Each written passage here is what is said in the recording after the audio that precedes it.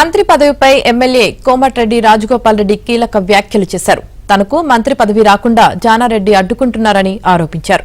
తాను ఎప్పుడూ మంత్రి పదవి కోసం అడుక్కోలేదని, ఇస్తే బాధ్యతగా భావిస్తానని చెప్పారు. అన్నదమ్ములు మంత్రులుగా ఉంటే తప్పేంటన్నారు. సమర్థత ఉన్న నాయకులకే మంత్రి పదవి ఇవ్వాలని సూచించారు రాజగోపాల్ రెడ్డి.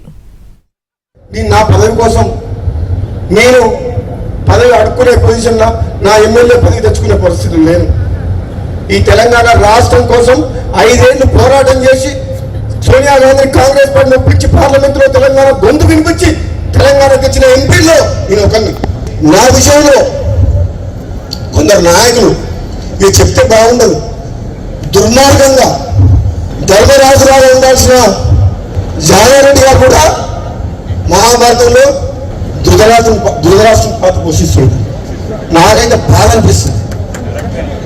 నాలాంటి వ్యక్తికి ఏదన్నా వస్తుంది అంటే 10 మందికి పనికొచ్చే మనిషిని 1000 మందిని కాపాడే వ్యక్తిని నాలాంటి వ్యక్తికి అడ్డం తగులుతుందంటే ఇక నేనేం చెప్పాలో నాకు అర్థమవుతలేదు. అందుకని ఇంతకంటే చెప్పలేదు. ఇప్పటికే చెప్పదలుచుకుని చెప్పిన మనసులో ఉన్నది చెప్పినా మరి నన్ను చూస్తే భయపడుతున్నారు అందరూ.